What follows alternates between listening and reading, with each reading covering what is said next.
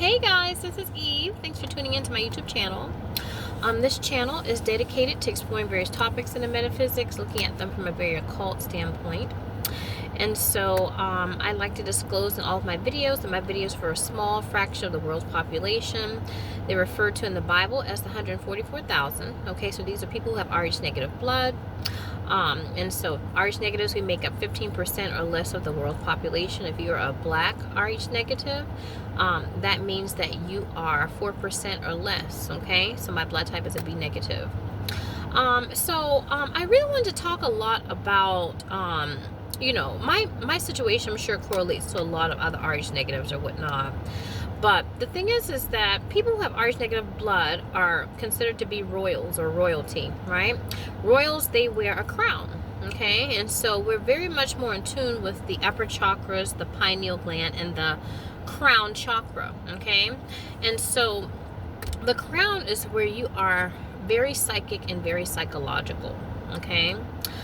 You have more of a connection to source consciousness, okay? So as a way of depopulation, this particular, I guess what you would say, population is targeted the most, okay? Rh negatives. So the thing is that, I'm very much in a really targeted situation now, okay? You guys have heard in terms of my situation in Vegas. I used to live in Las Vegas, Nevada. And so, black women are a high commodity in Las Vegas. And so, I really just had to cut my losses there, leave Las Vegas, and try to kind of put down some roots elsewhere. And I have a lot of business to take care of here in Atlanta as well. And I have to be grounded to do so. But I have been cited for sex trafficking here in Atlanta. I just say to myself, I really can't escape it, okay? It's been crazy. Like, oftentimes, like I said, when I drop my lifts off, I go to back to the main road and circle back. But one night I was just like, let me keep going forward past a bunch of like miscellaneous streets, turned down a random street. Car turned down with me, not coincidental because it was a dead end, so they turned back around, so they were following me. So this is really becoming more prevalent, okay? Like the other day, there was this white man following me in a blue truck. And he followed me down a main road and then came down to where I was doing my lifts, down a bunch of multiple roads. And I said to myself, like, okay, clearly I'm being followed, okay? And so the thing is that whenever you are being put into a state of fear, right? When you're being put into a state of fear, it exacerbates the crown chakra, okay? It gives you a crown of thorns. And so the thing is that oftentimes as Rh negatives, we find ourselves in crossroad situations, and we have to be grounded to make sound decisions. But you can't make a sound decision about anything when someone is literally following you, okay? And so, I do channeling and that type of thing for people I have contracts with. And so this is interfering with that.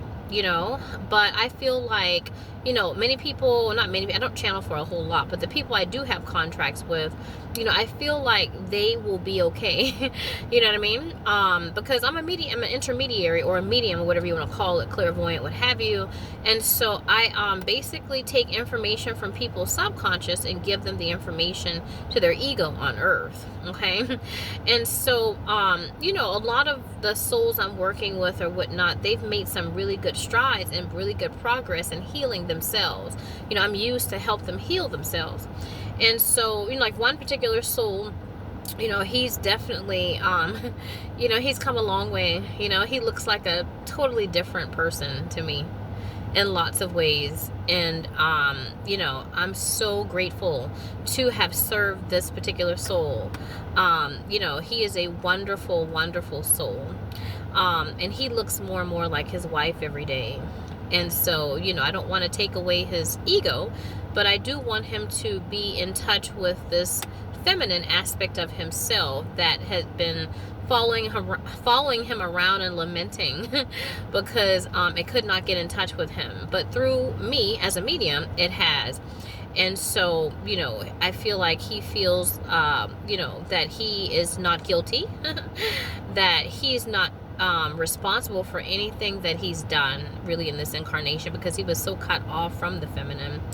And it's really worked to heal a lot of quote unquote karma or karmic debt that he really is not responsible for anymore. And so I feel so horrible having to, like, I guess distance myself from this soul, because I don't want to, because I love him very, very much, and I love his family. But it's gotten to the point where I'm not grounded at all, and I'm being followed and stalked.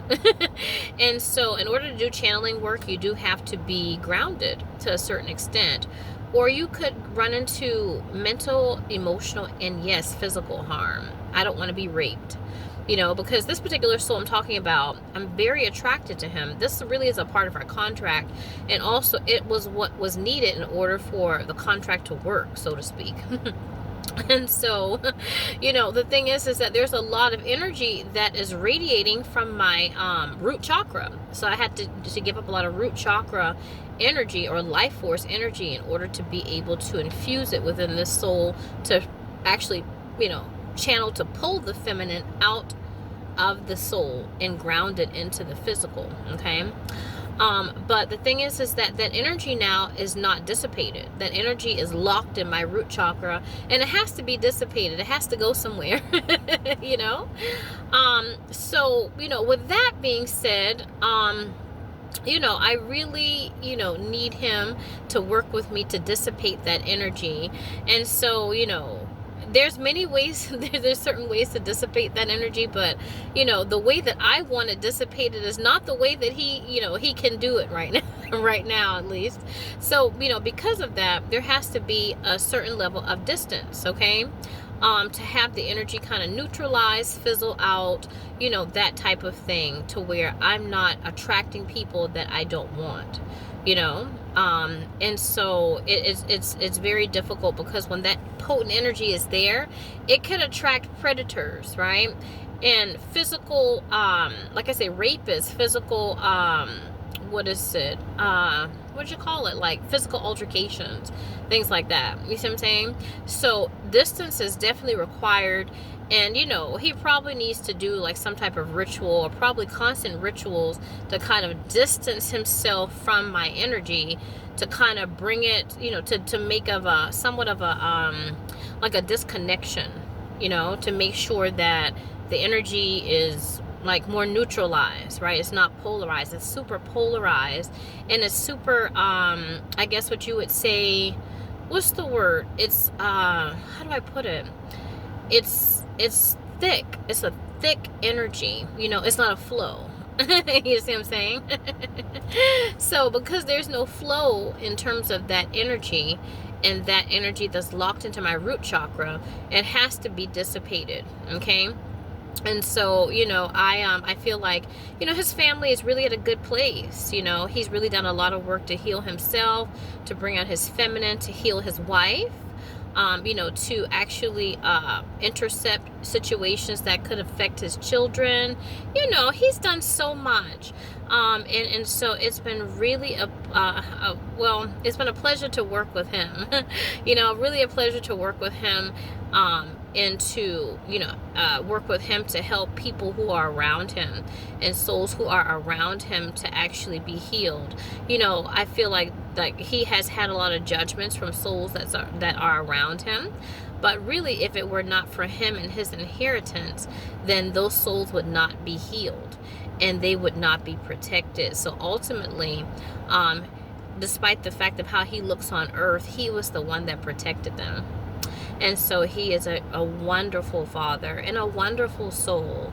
And I want him to know. I think I'm going to tear up. It's so, it's so sad. But, this is how it has to be. Like I said, I am very much at a point where my safety is at stake. And I love you, and I love your family. But at the same time, I love myself. And I cannot have people following me around while I'm trying to work. Working is my grounding. And, people staking me out with my rides, and seeing where I take my rides at and things like that, trying to infiltrate my rides and stuff like that. I can't have that. I can't have that. So, yeah, so that's just, that's just the way that it is, and this is how the ball bounces. You know what I mean? Really. And I feel bad. I feel bad, but then again, I feel good because I feel like, things are so much better now. Things are so much better. And, it's kind of like you don't really need, that's the thing about it. Whenever you're doing channeling work and stuff like that for people, it's the people themselves that are actually doing the work, although they aren't doing it consciously. But there comes a point where you don't need the medium anymore. You see what I'm saying? You don't need that person's vessel or what have you in order to get messages in, because you're more connected with that other aspect of yourself. And so when you're more connected with that other aspect of yourself, then you are God. You see what I'm saying? You don't need someone to play God for you. So yeah, like I said, rituals important, multiple rituals,